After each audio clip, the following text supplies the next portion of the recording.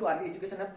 आज हम चर्चा करेंगे जो आरपीएससी द्वारा एक एग्जाम कंडक्ट करवाया जाएगा, आरपीएससी ईओ और आरओ, यानी कि नगर पालिका में अधिशासी अधिकारी और राजस्व अधिकारी की जो पोस्ट है उसका एग्जाम 14 मई को आयोजित होगा।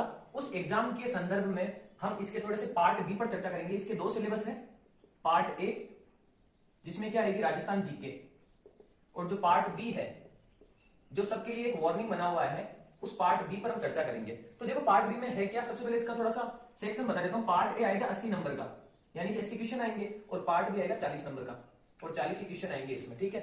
और 120 मिनट मिलेंगे आपको, 2 घंटे मिलेंगे, और इसका एग्जाम कंडक्ट होगा 14 मई को।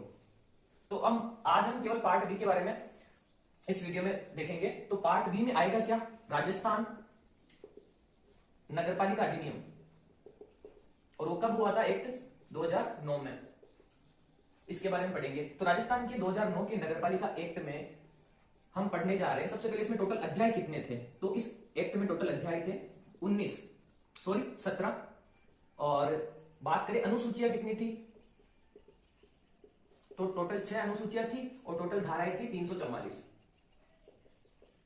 यहां लिख देता हूं, ये था। इन 17 अध्यायों में हमें केवल हमारे जो पाठ्यक्रम है ईओआरओ का, उसमें केवल 9 अध्याय में पढ़ने हैं, ठीक है। तो हम इसका थोड़ा सा वर्गीकरण करते हैं 9 अध्यायों का। सबसे पहले पहला अध्याय है नहीं पाठ्यक्रम में, तो मैं पहले को लिखता नहीं हूं। दूसरा है, तीसरा, चौथा, 5वां, ठीक है। उसके बाद में छठा नहीं, डायरेक्ट 7वां है, और फिर 7 के बाद में डायरेक्ट 11, 12, 13 और 14, ये टोटल 9 अध्याय हैं। सबसे पहले हम दूसरे अध्याय की बात करते हैं। इसमें है नगरपालिका का ये गठन और शासन, ठीक है, इसकी बात की। फिर तीसरा अध्याय है, उसमें है नगरपालिका में जो कार्य संचालन है वो कैसे होगा, और इसमें जो वार्ड समितियां होती है उनके बारे में, ठीक है। चौथा में संपत्ति, नगरपालिका में संपत्ति के बारे में उल्लेख किया गया है। 5वां है, उसमें नगरपालिका का जो वित्त है और जो निधि है उसके बारे में उल्लेख है। 7वां, उसमें है राजस्व के बारे में उल्लेख, यानी कि रेवेन्यू, ठीक है।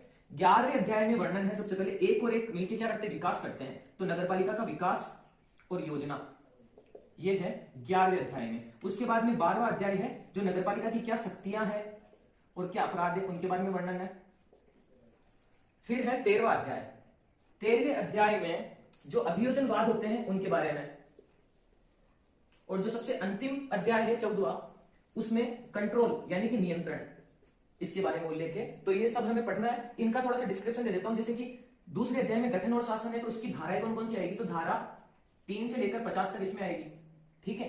51 से लेकर 66 तक इसमें आ जाएगी, और 67 से लेकर 75 तक संपत्ति वाले में आ जाएगी, ऊपर वाले में 67 से लेकर 75 तक, और 76 से लेकर 89 तक इसमें आ जाएगी। और 7वें की बात करते हैं अपन, 7वें में 101 से लेकर 140 तक आ जाएगी टोटल, और 11वें में 159 से लेकर 199 तक आ जाएगी, ठीक है। ऐसे ही 12वें के अंदर 199 के बाद होता है 200, 200 से लेकर 297 तक हो जाएगी, और अभियोजनवाद में 297 के बाद आता है 298 से लेकर 308, और सबसे अंतिम में 309 से लेकर 327। तो ये सारे अध्याय हैं, इनके विषय है, और उन विषयों में कौन कौन सी धाराएं आती है वो सारा का वर्णन हमने इस लेक्चर में किया। अगले लेक्चर में हम इसके अनुसूचियों के बारे में पढ़ेंगे। Thank you so much.